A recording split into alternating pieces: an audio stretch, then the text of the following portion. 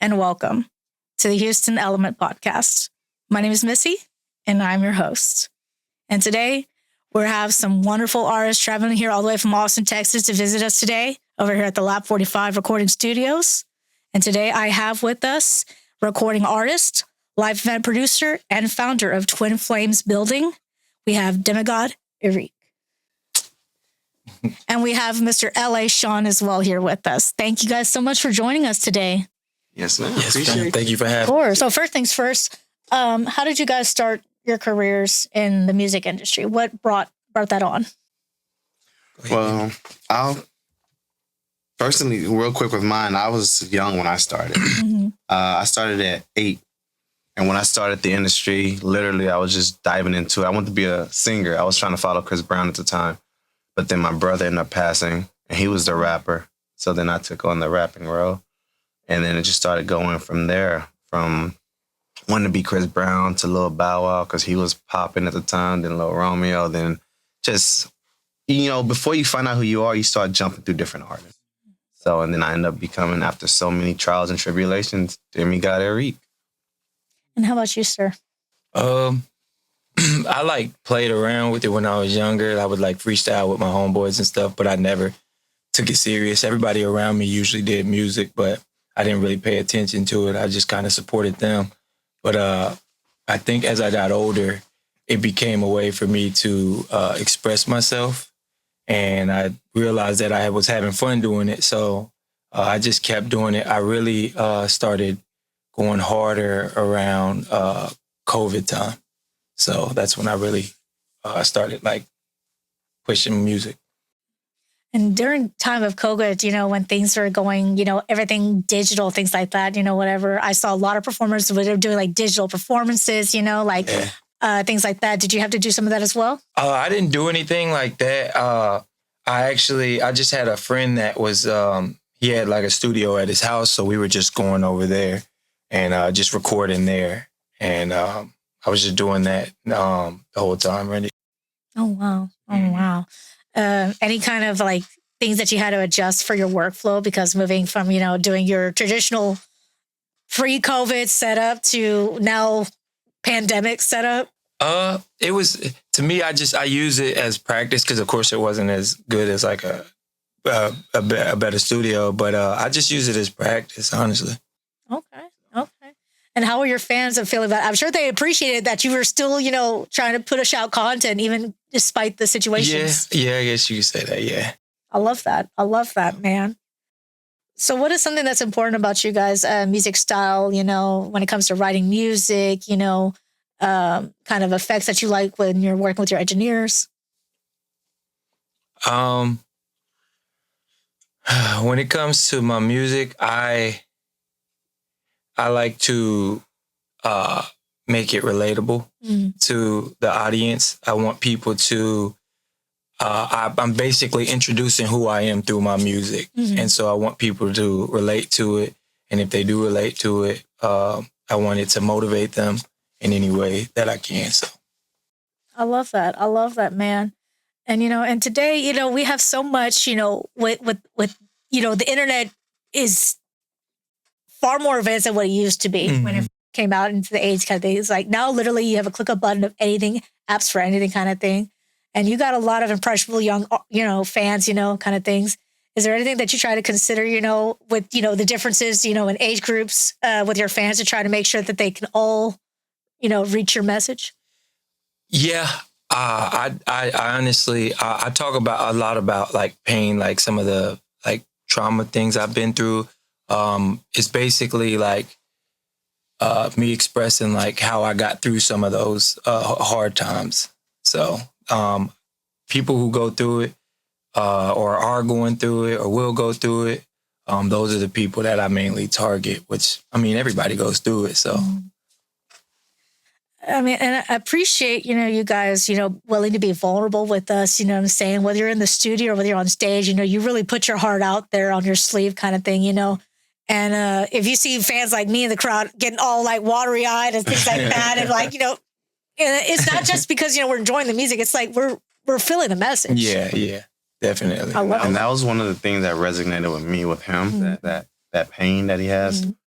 So, because most artists nowadays, they'll try to do what he does, and which is put pain into their music.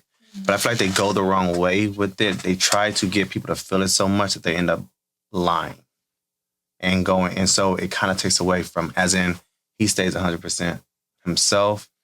Even though sometimes that part of him be beating him up, like, don't say this, but then he says it because even though he don't like it, he know it's going to resonate with like 1,000 other people. So, yeah.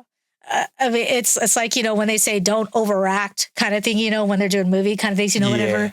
But I mean, in your case, it's real. It's like actually coming from the heart kind of thing. So the kind of balance y'all have to maintain, I'm sure. Yeah. Takes a minute. Like, do you have to like do anything, like kind of rehearsal types for like before studio or live stages, like especially when it's a piece that's really close to your heart? Yeah. So I do have a song that I kind of hold dear to me, and that song, when I go out and perform, I really like put my all into it because it's me like kind of expressing who I've been like my whole life. So it's like it's a really important song to me. So. Okay. And what is the name of that song? It's called Pain Away. Pain Away. Oh, wow. Oh, wow. And when you're writing that song, did you have moments when you like wrote it and you looked back, you're like, oh man, I can't believe I just let all that out on paper? So one of the things about me is like I have a hard time writing. So I basically freestyle, I punch in. And so I never wrote it, but like going back and listen to it after I finished it, I was like, yeah. this is it. I like this. Like this is my life basically. So. And did you do that all like, I mean, I know you punched in kind of thing, but did you do it all in one recording session? I think I did it in two. Sessions? Yeah, I did it in two because at one point I was trying to decide if I wanted to get anybody on it. And then I just was like, no, I think I'm just going to keep this for me. It's like personal. So I kept it for myself. Yeah. Oh my God. Yeah. No, that stuff that gives me chills, you know what I'm saying? I can't wait to go see you guys in performance kind of thing. And I'm going to be the one boo-hooing, you know what I'm saying? Like during the sad songs, you know what I'm saying? I mean, I'll be pumping it, whatever kind of thing. But even when, like, y'all are storytellers, you know what I'm saying? You're not just musicians, you're storytellers. So when you're sharing that vulnerability with us, with your fans on stage, and you're really good at storytelling, it's like water in a towel. Like, we absorb it, and it's just like, I've seen some performances like that really made me emotional. Oh, yeah, definitely. I can only imagine. Now, when it comes to like the mixing and mastering stuff with your engineers and your producers, do you have any kind of like special effects that y'all like to use, or certain kind of tools that you like to use to give it that extra pizzazz? Yeah, I use auto-tune. That's pretty much all I usually use because I like to sing a little bit here and there. So I feel like my sound is like kind of like harmonizing. So it's like a rap, but then it's like I'm trying to sing at the same time, I guess. So, yeah. Well, because you're a vocalist, not just a rapper as well. I mean, well, rappers are vocalists, you know what I'm saying? But it's not just, that kind of flow. You have a harmony, singing voice as well kind of thing. He's versatile. I love that. Yeah. I love that. On some T.Pain stuff, man. Yes. I mean, I have to admit, I was ignorant before. It was like when I was like, oh, the T.Pain method. I was like, well, what is that? And then I heard the acapella. I was like, oh. Oh, yeah. That's what they mean. I was like, next time someone says auto-tune, I'm like, I'm really going to pick their brain. I'm like, you lying to me. You're not covering up for, you enhancing your vocals. You're not covering up. You enhancing that stuff. Okay. I love that. And do you work with the same engineering producing team, or do you like to work with different professionals based on the project? Yeah, I work with the same person. I've been working with him for 3-4 years now. And he just knows my sound. He knows, like, he'll tell me if he doesn't think something sounds good, if he likes something, like, so we have like a really good relationship at this point. I love that. Yeah. I love that. And so how did you two gentlemen meet? Did you work together, in the circuit doing shows? Were you friends first? Go ahead. Okay. We worked at a pretty wild place. So we were co-workers. We really didn't talk that much when I first started working there. It was just like he came in and go. He was like the real gentle giant who came in. So we were security pretty much. And so we didn't really talk very much, which is wild because I talked to everybody else there. But then just like he's the one that I end up becoming like brothers with. So we ended up hanging out one time. It was supposed to be he was going to help me work out and everything like that. Then he introduced me to his music. And I think it was Pain that I saw the music video to. Loved it, saw it. Next thing you know, we started talking. We was like, okay, let's collab. And then we collabed on a track called A Black Man's Truth. We ended up falling in love with that one. We started hanging out more. And the next thing you know, the brotherhood bond was created, and now it's like inseparable. And yeah. Well, and then another thing about Erickque is I was performing one time because I got his number, and I was performing one time, and he was like, yeah, I'll come through, and you got people and they'll be like, yo, yeah, I'll come. And then the time comes and then they don't come, they don't show up. Well, so I called him and was like, hey, I'm about to perform in a little bit. He was like, oh, I'm at a pool party, but I'm going to come through. And I was like, he's at a pool party. Why would he stop at a pool party and come watch me perform? And he doesn't really know me like that. But he ended up coming. And when he did, still in my pool clothes. Yeah. He was supportive. Like he gave me, all the criticism I needed. And he just, from there on, we just been brothers. So, yeah. I love that. Yeah. And can you tell us a little bit more about the track that y'all did the collab on, The Black Man's Truth? What was the premise of that? I don't want to say it's obvious, but what was the premise of that? What brought y'all to make that piece? I think we both were, I know when we first did that track, we both were literally on like it was on thin line of like mental breakdown from pain. So when we did that track, but the thing is, we both didn't know where it was coming from. So when we did the track, it just came easy because we started being, what we couldn't say verbally, we were able to say musically. And I think that's one of our strong suits is we suck at communicating, especially with our spouses.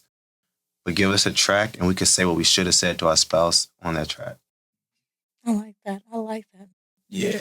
Now, not trying to get into too hot of water kind of things, whatever. But I mean, I appreciate that you're bringing up, pieces like that and bringing it into today's culture and time, that we're in right now in the 2000 whatever area kind of thing, And I mean, I think of like other, African-American artists that were very influential, like Billie Holiday. She sang her controversial song at the time, Strange Fruit. Tupac sang his song, We Need Changes, kind of things. And Biggie Smalls sang his song, Juicy kind of thing. How do you feel like all these different kind of songs, like they're different perspectives, of course, different people's journeys kind of thing. But how do you think that like y'all's piece, meshes, with today's time kind of thing, if that makes sense, You want to take that one? You got it. So honestly, I wouldn't say it connects with theirs. And the only reason I say that is because in Black Man's Truth, we're coming from all truth. We're coming from the neglect on us, but also the neglect from ourselves that we're having within ourselves. So we're being honest on both fronts. It's not so much from a victim standpoint, so when you would definitely have to hear it. If you hear it, it's more of our mistakes, how we could have done better, but then also what led to our mistakes. But we're not blaming anyone. But we're still saying, we're showing how we became this person or how we got into that situation. And one of the things that we kind of we express in the song is how you can tell people that you're going through it, and they don't care because you're a man and you gotta stay strong. You gotta be brave. You gotta do this. You gotta do that. And so we definitely express that a lot in the song. Because, a lot of men go through that nowadays. So we wanted, people to relate to the men to relate to it because it's a big thing going on nowadays. So I'm glad that y'all mentioned that and that you're so, upfront about, not making it a shameful thing, making it a like, we got to work on it thing. We got to change the narrative kind of thing, because you're people, number one, you know what I'm saying?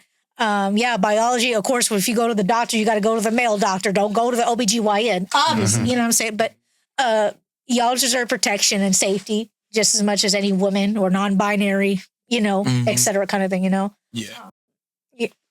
It breaks my heart to hear about, when men say, I can't show weakness because I'm ashamed. Don't be ashamed. Yeah. You're a human. You're organic matter. That kind of comes with things. Yeah. I mean, more people need to hear about that too, have you ever had some young fans that reached out to you, particularly about songs like that? That's kind of like, hey, that giving me hope for, not being so tough on myself.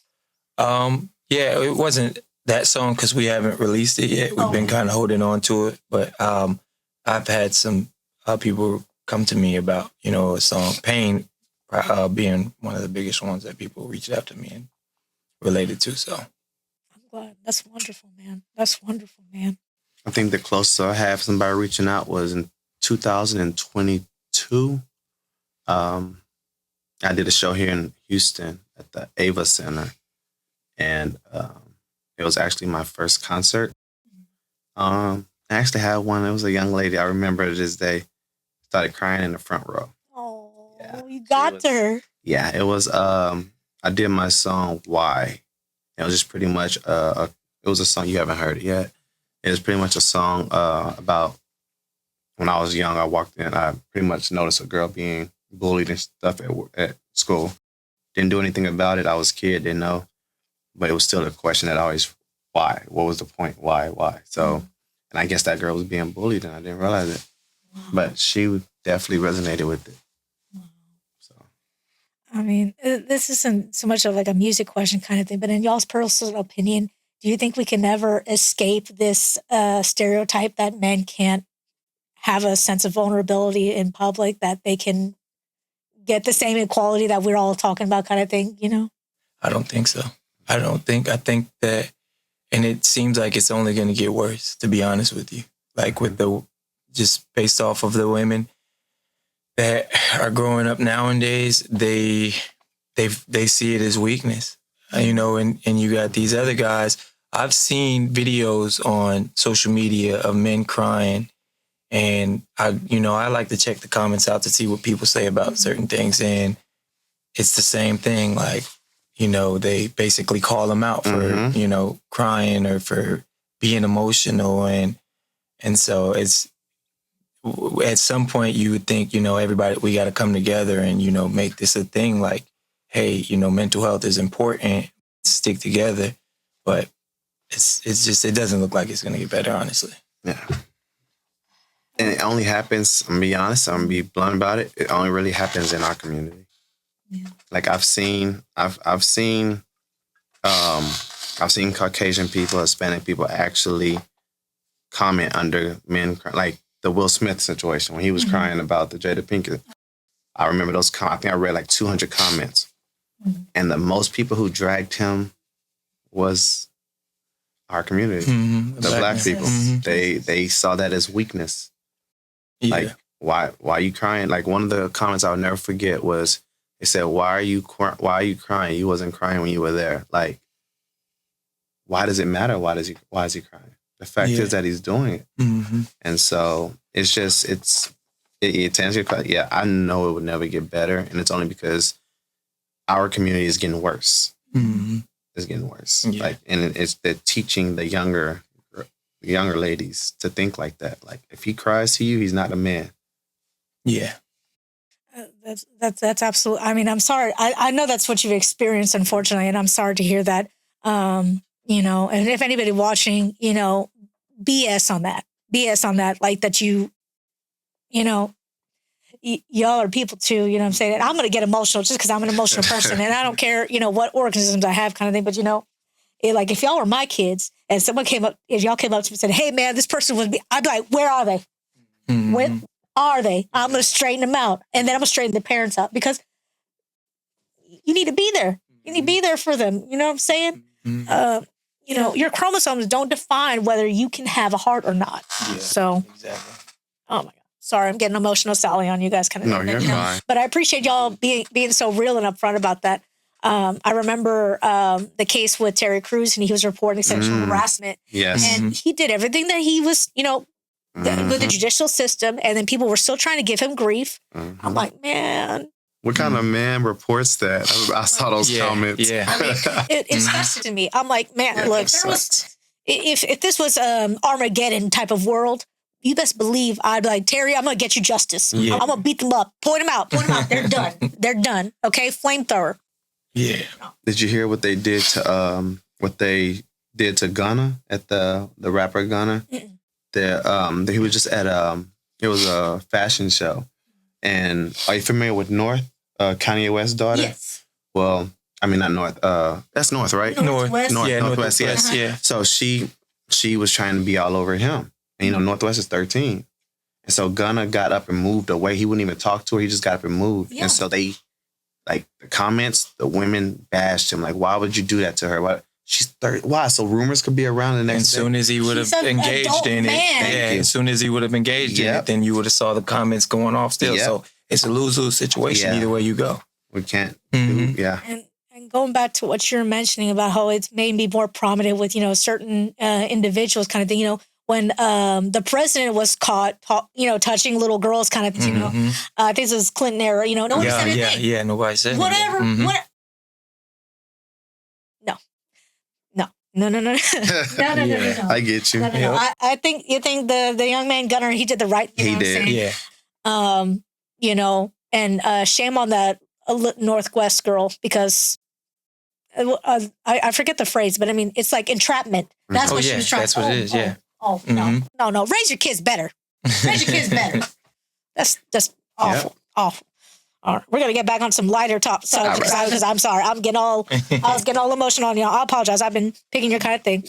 Sorry. So, no, you're good. So you mentioned that you did do a collaboration on a track that is still pending release, kind of things. Have y'all performed together on live shows yet, or not? So not yet. Yeah, we've performed together. Sorry. We have another song. Our second song we just recently did that.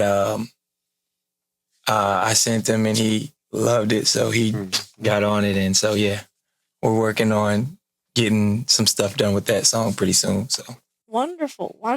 Yeah. And y'all are coming from Austin, Texas. So, excuse me. So, have y'all done a lot of live shows in Austin, or have you done some stuff all over Texas? I've only been in Austin doing shows. I did one show in like Kansas City, but it was terrible. I had just started out doing, I've been doing more out in Austin. Okay. Just trying to work on, my craft as far as performing and, meeting new people. So, I do look forward to going out of state and start performing. Is there any discussions, maybe of y'all getting on South by Southwest lineup sometime soon? Me personally, me personally, I mean, if he wants to, I will always back him 100%. But I would always be against it for him doing it, only because I've done South by South for like the last 5 years. And I see how they make their money off of artists. They make the artist pay this amount and they'll put them in a dark corner somewhere, or they'll have them perform when there's nobody out or when everybody's out at the main stage. Like South by Southwest is not for independent rappers. It's for bands, full-fledged rock bands, country bands. That's who make their money. Okay. Only people who actually make their money and actually get noticed is when you have, and if you notice this year, we had no famous rappers come this year. Yeah. Like, they're done with it. And I think South by Southwest actually is done. They don't do it. They're not doing it no more. Wow. This was the last year for it. Oh, wow. Yeah. They canceled it because it was more fights. It was more fights than actual music. It was more people getting hurt than actual music. Like, and you do live event coordination kind of thing. Okay, so I'm going to pick your brain about this a little bit, okay? Because especially talking about festivals, it's like, yes, we know that in 12 hours, because it's like a day festival, you have 3 stages, 50 artists. You know they're going to be overlap in time schedules kind of things, okay? And, based on your experience, though, like, what would you do your best? It's like if you're organizing, let's say for independent artists, not for bands kind of thing, to try to make sure that most people can get a fair share of scene kind of thing. First off, you got to think about it. South by Southwest brings in millions of dollars. Like, that's easy. Why do you need 3 big stages for known artists already? I mean, yes, I would make one stage for if we got famous artists coming, cool, that's their stage. But then these other 2 stages would be right next to it for independent. So that way we got independent artists, and it's just probably 100 feet over, we got the main stage, then 100 feet over, we got another stage for independent artists. Mm-hmm. That way they're all in the same. You're bringing everybody from all over the city. And Zilker Park is huge. Yeah. So you can do it. Yeah. I would have them all right there. So that we got independent stages, and one famous stage. Everybody paying to get in, but they still getting to see independent. It's getting to see famous. They're not having to leave this independent show because they got to get over to see Lil Wayne 5 miles down the road. Like, so I feel like that they set that up on purpose. They didn't give the independent artists the right, but they charged them like they were. Of course. You see what I'm saying? So a lot of independent artists, and they're not going to pick up on it. They're not, because every year I'm gonna do better next year. You didn't need to do better. It's just you had a messed up performance of an event. So as an event, to answer your question, I would shine more towards the independent artists. And I thought that's what South by Southwest was for, but it wasn't. It's not. It's not. I don't know if you guys ever went to Voodoo Festival in New Orleans back when it was in there in the day. I liked that festival particularly because you had reggae, you had jazz, you had hip hop, you had rock, you had country. I mean, everything. All kind of thing, whatever. Okay.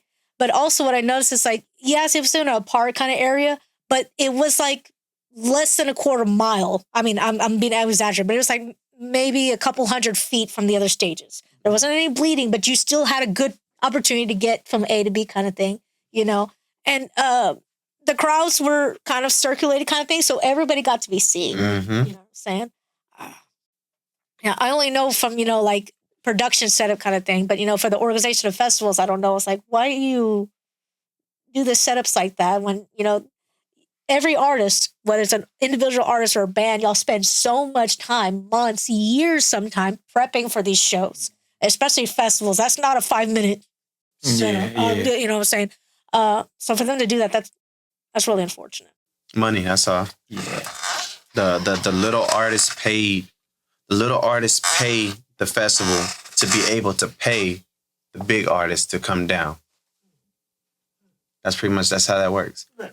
All the independent artists pay for the famous artists to come down, and they think that, and they put them on a little stage as a thank you, but nobody's there. Like if you as the artist rep, the manager cannot afford to get your artist at festival A, B, C, whatever, don't take them on tour. Get your budget together, okay? I mean, heaven forbid if there's an emergency and you don't have the budget, what something happens, Yeah. I just heard a story recently that this stage collapsed in Brazil. Shakira, which is a big artist, she's got a big budget. This stage collapsed and killed some of her production team. What? I mean, that's crazy. You don't know who's at fault, okay? But I mean, again, I can only tell you, from a production standpoint kind of thing, okay? You make sure all of those wrenches and knots and things are tight, whatever kind of thing. I don't care. I've had, the production road managers tell me like, I said almost done. I'm like, well, if you don't want it to fall through the cracks, it is almost done. Take your time. Yeah. Give me a minute. I'm sorry. I'm just trying to make sure that your talent doesn't die. Yeah. Like, we need to invest, like you said, more in, supporting the independent artists, the local artists kind of thing, you know what I'm saying? Because y'all are not independent forever. You're not local forever. Nope. You know what I'm saying? And I mean, we got plenty of artists that are independent and are doing great things. Yeah. That just grinds my gears. I'm sorry. It used to do that for me too. But after I looked and saw, artists are doing it to themselves. So, the artists are doing it to themselves. They don't want to get the knowledge. They don't want to. If you know you had 2 bad South by Southwest experiences, why are you going to go to the third one? Like, they're doing it. They're doing it to themselves. So I can't even feel bad about it. Like, there's only so many artists like him who actually, 1, are talented, 2, actually care about who they impact, and then 3, have a bad experience, learn from it, and not do that experience again. These other artists, they're gonna have, no, it's just, it's like they're delusional. They think it's them. Oh no, I just gotta have a better song next year. I mean, okay. In today's time with the, becoming an influencer overnight or TikTok famous overnight kind of thing, what is y'all's advice based on your experience of like trying to be budget savvy, time savvy, not get, taken advantage of by the wrong crowd? hmm you got to gain the knowledge. You have to kind of understand what's going on. One of the things I've been doing is I reach out to him a lot now because he's basically managing me too, my buddy.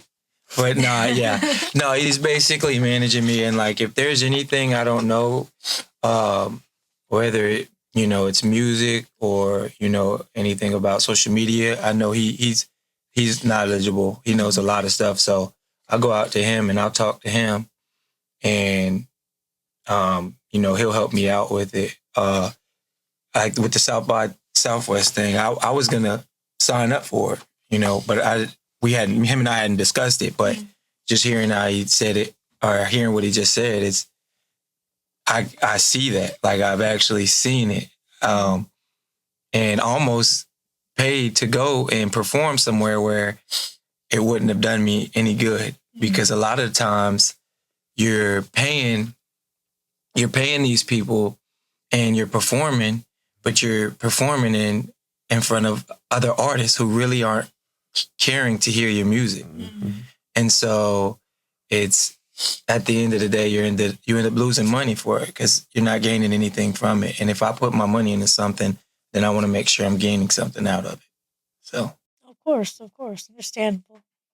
And one thing that I admire, especially about independent artists, again, it doesn't matter if you have a record deal with Sony or if you're an independent label kind of thing, whatever.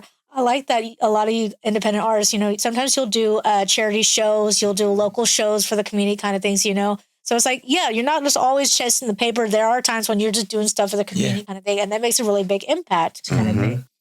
Have you had any experiences doing those kind of intimate shows as well? I perform. So, what is it? It's I mentor, and so there was an event that we went to. I forget when it was, but I performed there, and they had a bunch of us performing, people just doing different things. But I performed there in front of people, and it was pretty cool. So, I love that. Yeah. I love that, man. Now, do you like to try to, do you do like are you open to doing like family function type events kind of things, or do you have certain shows that you sometimes do 18 and up kind of thing?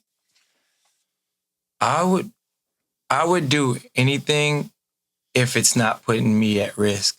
If I'm not going to get in trouble, if the people that I'm with aren't safe, then I'm not going to do something that's going to put me or any of my people at stake to get in trouble or get hurt.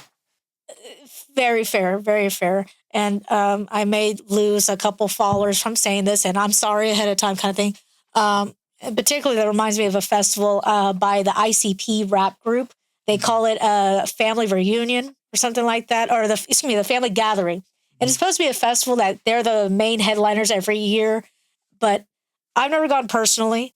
And a lot of people, they enjoy it. They think it's mostly 18 and up crowd.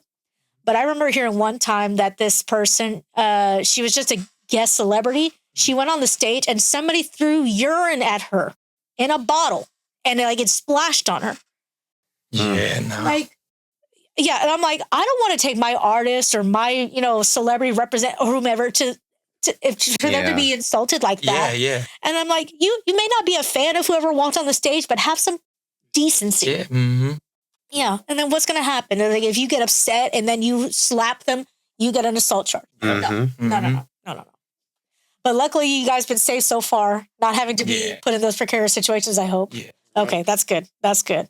Because you got a good manager keeping you out of trouble, right? Yeah. That's good. That's good.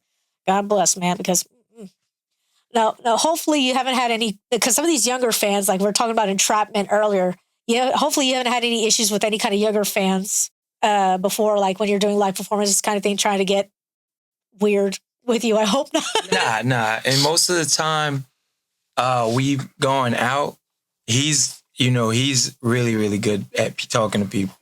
and he's been trying to, you know, kind of push it over on me. So a lot of the times before, you know, we perform or I perform, then we're talking to some of these artists. We're getting to know them, seeing, you know, what they're about. And so we already have a relationship kind of before I even get on stage. Okay. So then there's that mutual respect. Okay. So wonderful. And do you guys usually to take your own production with you when you go on to live stages, or did you go to try to book places that they already got the production already in-house? Yeah, right now we do the in-house production, but we always make sure that most of the spots that we use, they at least have sound check. Okay. Like, yeah, I'm very big on sound check. He does not play about that. Very good. Very good point. Very good point. Yeah, I just saw too many artists go up there and then you don't hear them, or you hear the wah wah wah wah, or it's a big old feedback, or yeah. So yeah, and I don't. He's too talented to get set up like that. Yeah. And then how they do it nowadays is they don't let you run your set back. They'll just expect you to keep going where you're at and keep going. I'm like, no, not. And what's crazy is the managers who are there with their artists, they allow it. Not happening. No, you're going to let him redo his set. not happening. So, yeah, no, sound check is definitely a must. As we get further down the line, hopefully before 2027, we can start looking at bringing our own production. I would like him to get to the point where every show he goes to, he has his own microphone at least. Yes. Him using other people's microphones, that was 2000, early 2000s. Yeah. He should be bringing his own mics. Yes. But yeah, starting to answer your question, we do try to use other people's right now until we get to that point and having a budget. Okay. And he does keep. Don't you have an extra microphone? You keep? Mm-hmm. Yeah, he keeps the microphone with him. So that's good. Yeah, two of them, I think, right? Mm-hmm. Yeah, we keep two of. Well, so the ones he's talking about are. So we go through Rock and Roll. We have a account with Rock and Roll Rentals. Mm-hmm. And so pretty much anytime I have a show, I go to them because we rent the top of the line for like a night, it's like $45. Yeah. And so, but you got the top of the line equipment.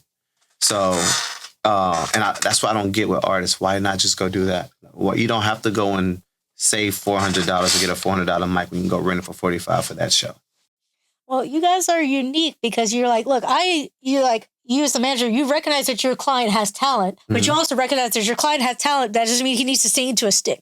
You know, Right. He can have a good stage, good equipment. You know what I'm saying? Like treat them like the professional. Right. Yes. Now, being a sound engineer myself, I dare ask this question. Have you ever had any interesting interactions with the sound engineers at any of the shows that you've done that were not cooperating? Yes, I did. But that was actually my show. Okay. And that was back in 2018. Because I got trained at 2013 by Mr. Hawthorne. He came from Louisiana.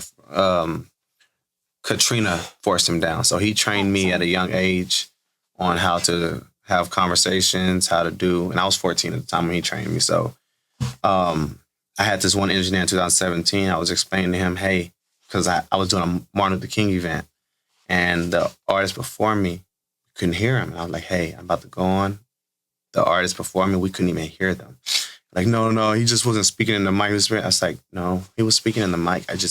Your thing is down. I'm looking at the keyboard. Yeah. And I'm like, I don't want to be overly, make him think I'm questioning his job. But I mean, like I said, dude trained me. So I'm looking at the keyboard. The mic is like this and the music is like that. So I'm like, sir, can you just like up the mic a little bit? He's like, it's not this, not. So, okay. At the time, I had a manager. Mr. Hawthorne was my manager. So I went and spoke to him and I was like, he's not listening. And he's like, well, go make him listen. That's how he trained. He threw me in the fire. He was like, go make him listen. So I went back and said, okay, I need you to turn that up. Yeah. He was like, turn what up? I was like, the mic is all the way down. Can you turn it up? That's not the problem. And he ran up and started speaking. I was like, see? Like, turn it up. And then that's when Mr. Hawthorne, he walked over and was just like, everything all right? I was like, yes, sir. He was like, okay. And then the guy was apologetic after the show, but that was the worst I've ever had. But I've never had an issue after that. Okay, well, that's good. And the goal is to make sure he doesn't have one. So. Yeah. I mean, yeah, because you guys are prepping for this, things like, too, you know what I'm saying? It's like, I know production has to prep and the venues have to prep and things, but I mean, it's so simple as to just give him a little gate. Just a little. Just a little. You know, don't assume, oh, it's a hip hop rap artist, so they want the beat higher. Don't assume. Yeah. Never assume. Okay. I'm sure y'all know, you know, doing, you know, your profession. It's like not every show is the same. Not every studio session is the same. Even if you think you got your workflow down, you better be prepared for troubleshooting on the spot. On the spot.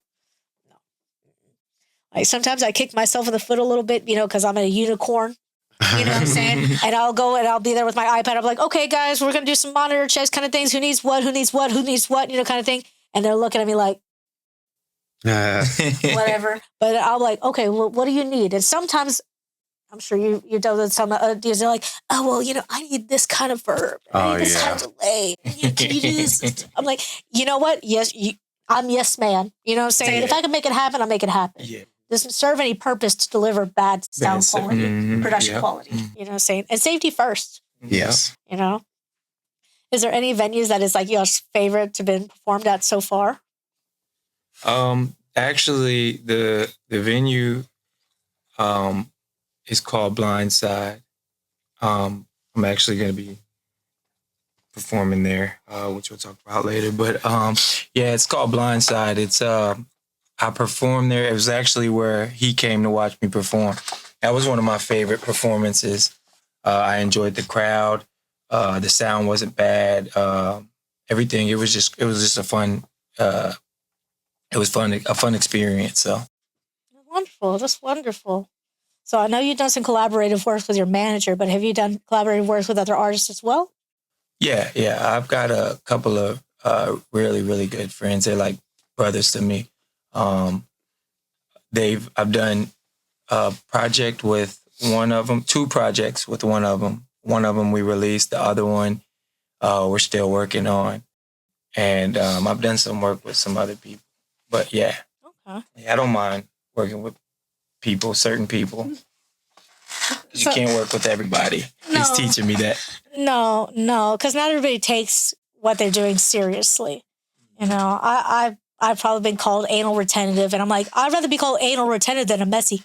Yeah. I said what I said, you know. Just being passionate about what you do kind of thing. You know what I'm saying? So, yeah, you got to set those boundaries sometimes. I don't know if this is your style or not, but I've seen some like hip hop artists, some rap artists before, like especially during live stage performances, they'll have their hype people behind them kind of thing.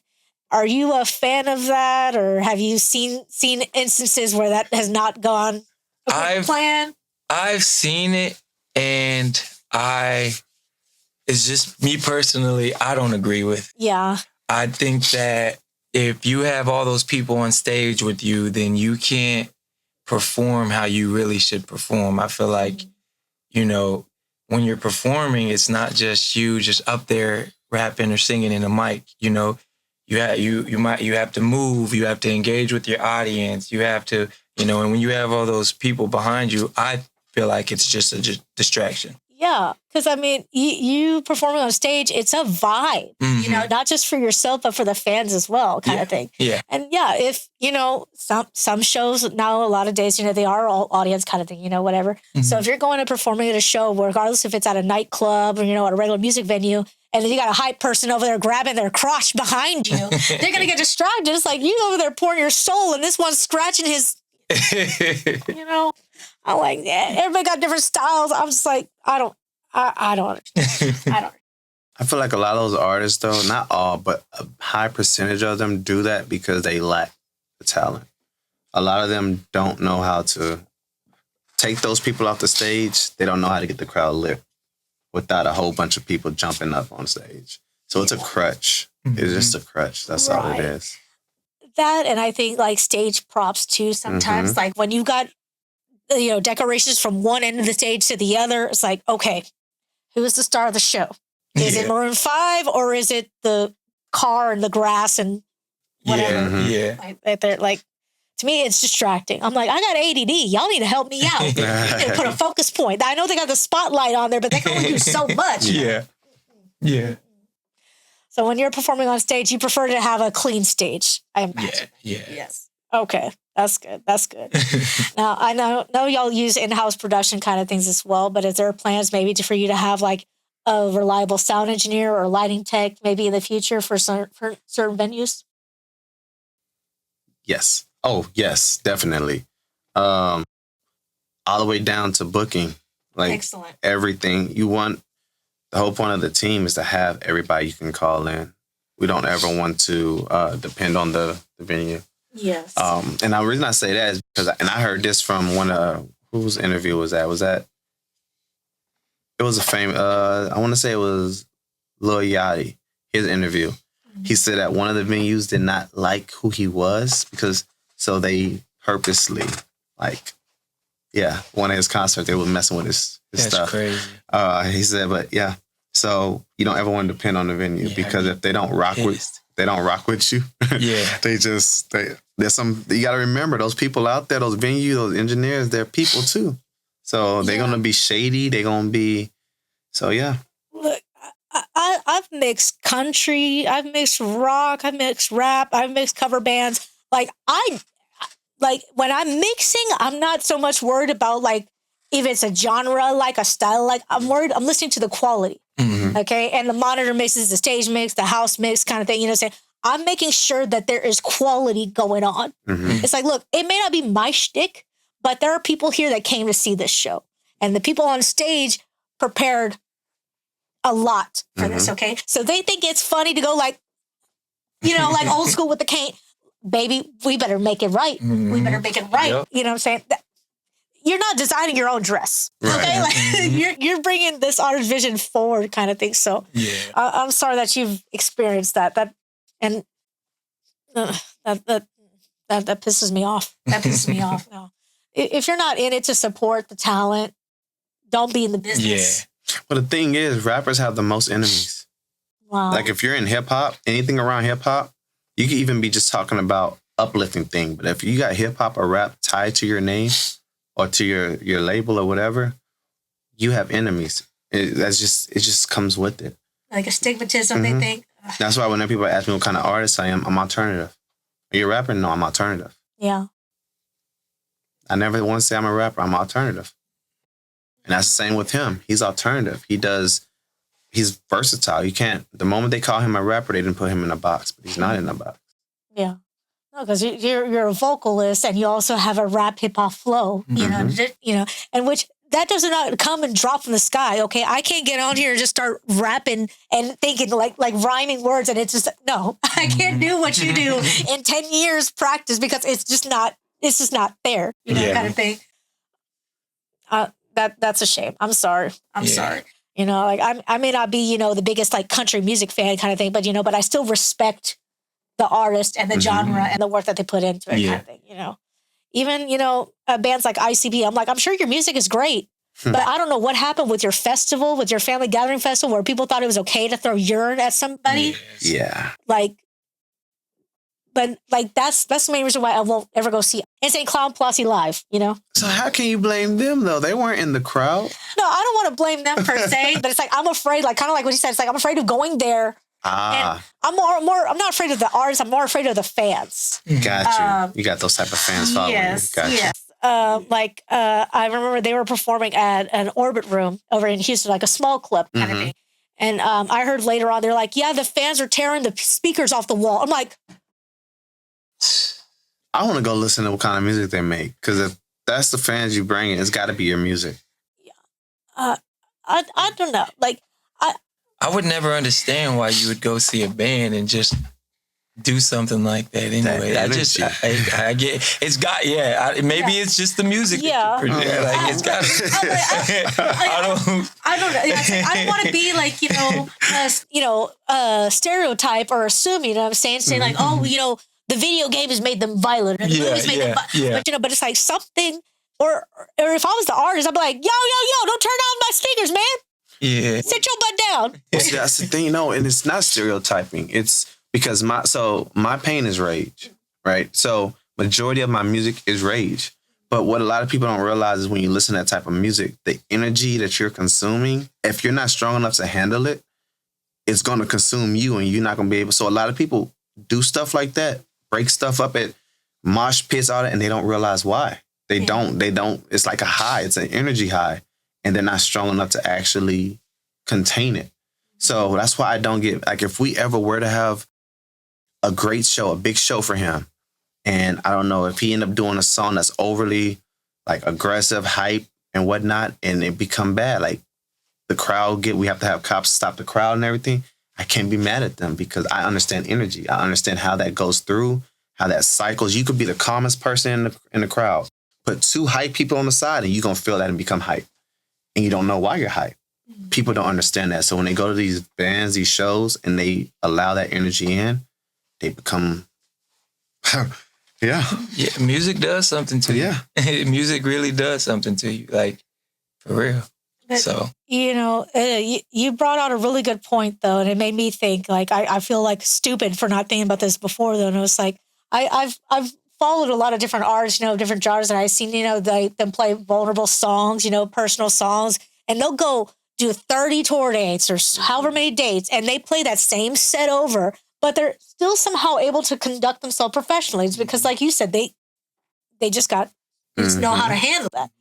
And we as fans, we have to learn how to be responsible for our emotions too. You know what I'm saying? We want to enjoy your show. I want you to keep coming back. As now ICP is never going to be played at those venues because they're like, well, dang, your fans trashed my stuff. Yeah. So even if it wasn't their intention, it's like, people got to take accountability for this stuff. Yeah. People got to take accountability. Okay, if you want to keep music alive, we need to do better, y'all. Yeah. We really need to do better, okay? Because it's not their fault, kind of thing. Y'all are going over there, delivering, put your heart on your sleeve on stage for us. I mean, the least we could do is act like we weren't raised by animals. But even some animals act better than us humans do sometimes. I agree. Oh, yeah. I agree. Gosh, kind of thing. So what got you into wanting to do the management kind of thing? I know that you mentioned that y'all became friends kind of the first thing, but you went from artist to management. So what made you want to take on the management role? Honestly, I hate management. I'm going to be honest with you. I hate management with a passion. And the reason I hate management with a passion is because a lot of artists walk around with managers, and those managers don't have LLCs. Those managers don't even know the first step of getting an LLC. Those managers cannot walk into a boardroom of other directors and actually get any type of respect because they don't know how to have a conversation without being high or being drunk. So I just hate management because it's being thrown around so easily. Like, I could walk right now, the venue we're about to go to, I'm pretty sure half the artists we're about to go see now, all of them got managers in there.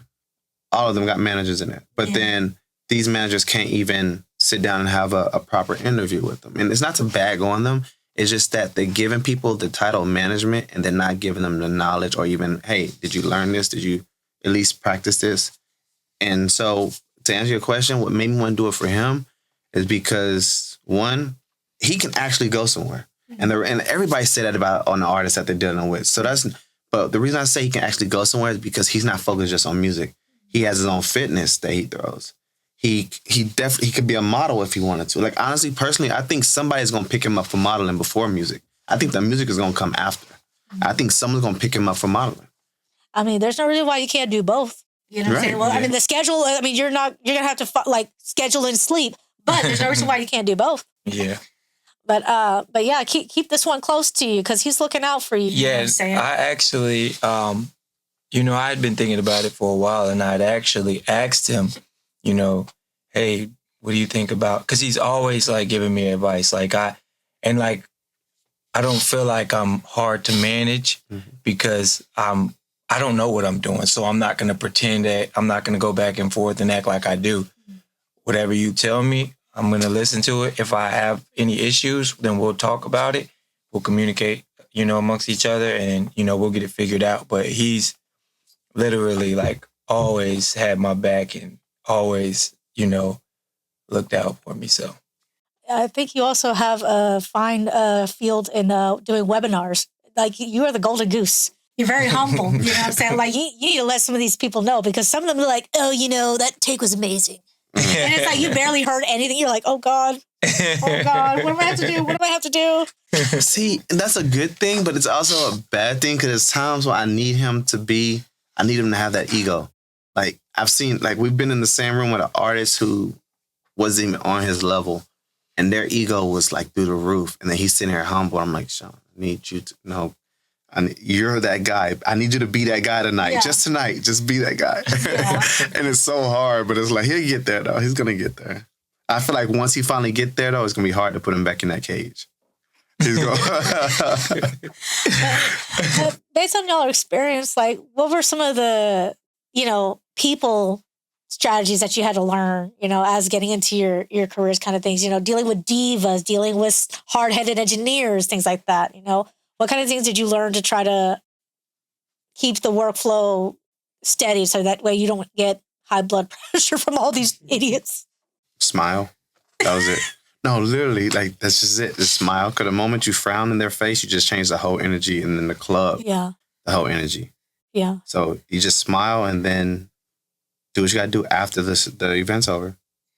I guess I got to learn to smile more. I'm just focused. I'm just like doing this. And people always like, why are you angry? I'm like, what do you mean? I'm fine. I'm living my best life right now. Are we good? Are we good? We need more? I got to remember that. I got to smile more. I'm trying. Well, that's what we're working on with him because he's one of those who you can tell when his energy shifts. Because you can just tell. So it's like, I'm trying to get him like, bro, just smile. I think I walk around with like a frown. I don't dislike people. I just I'm very careful who I put my energy into, I think. And so like when I'm around people I don't know, I can become very closed off because I don't know what somebody's intentions are. And, I'm going to have to get out of that because, I'm going to have to talk to people. Yeah. And so at some point, we're just going to keep working on it and I'll get better at it. So you're doing great so far. Both of y'all are doing great so far kind of thing. I've learned a lot within this hour. Believe me. I'm going to try. I don't want to look like, Hannibal Lecter, like, I'm going to try to smile a little better, you know what I'm saying? I don't know. Maybe put some blush on. Maybe that. Oh, my God. A little better. Oh, my God. But, so is there another show coming up soon that we should be checking out, getting tickets for, perhaps? I don't know. Is it, Shawn? All right. So July 25th, I'm going to be having my own show at Blindside. His first concert. It's my first concert. So you see how humble he is with it? No, this is his first concert. He has 15. Gonna have 15 artists opening for him and 2 co-headliners. Blindside, right in the heart of 6th Street downtown. Mm-hmm. So, yes, we're gonna be having thousands of flyers hung out. We have his posters all up and down 6th Street on the wall. So, it's not just a show. It's his first concert. So. Yeah. All right, I might have to go to Austin. I have to move some things around. I might have to call it a sick of my W-2 job. I'm saying. Well, if you're serious, we'll give you a ticket in. No, yeah, I'm gonna look at my dates because when it comes to live music, like that's my passion, kind of. You know what I'm saying? You never know. You can't just say, "Oh, I'll go to the next one." There may not be a next one. Yeah. There was a pandemic, and then this, he had to go virtual with this shit kind of thing, which I also support, you know what I'm saying? But you never know. See them now. Today is the day to go start listening. Today is the day to go start supporting. Today is the day to go start seeing them in the shows. Mm-hmm. Okay? Get a babysitter for the kids or go to all age show, do what you got to do, hit the microphone, beep. Beep. Go see these shows. Yeah. Well, thank you guys so much for joining us this week. And thank y'all for coming and making the travel all the way from Austin. We really appreciate it. Oh, are we glad you had us? Yeah, we were like, yes. It's a pleasure. I'm serious. I learned so much within this hour that I've learned probably in the past couple of years I've been engineering. And this is us relaxed. So imagine us like, you call us relaxed. Yeah. Well, yeah, I didn't catch y'all in the middle of setting up for a live show. That's probably why. Because I know you'd be wrangling up those sound engineers, lighting engineers, like, look, here's what's gonna happen. Take care of my artist. Oh man, you are gonna work the spot, and you are gonna put the monitors right and the house sound right. Like, one of these days they're gonna understand. Oh yeah, you know what I'm saying? But yes. So, do you guys have any last bit of advice for the listeners?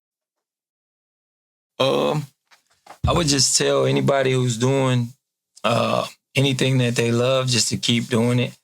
I know like you may not have the support that you feel like you want or need, but just keep doing what you're doing. You're going to get better at it, and keep good people by your side. You know, Erickque has, you know, been one of my biggest, you know, supporters, along with my fiance. She's been one of my biggest supporters. So just make sure you have people that care about you around you and that really support you, because it's hard to come by nowadays.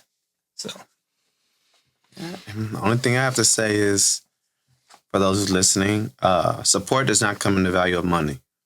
A lot of y'all are judging y'all support based off of who's willing to pay you. Mm-hmm. And that's backwards. Your support is really the brokest people. They're the ones who's going to buy and push your music and your content. So stop focusing on the money and focus on the ones who's actually paying attention to you. Yep. There are things more that money can't buy, and that's usually the realest. Excuse my French, you know what I'm saying? Relationships is so hard to come by. You know, whether it's friendship, business, romance, don't squander that, okay? They've lived it, okay? They've seen some of the craziest fools you'll ever encounter, okay? And the reason why they're still standing here is because they got that love and support and those good heads on their shoulders. Well, thank you all so much for joining us, and thank you guys again for joining us today. We'll see you guys next time. Peace.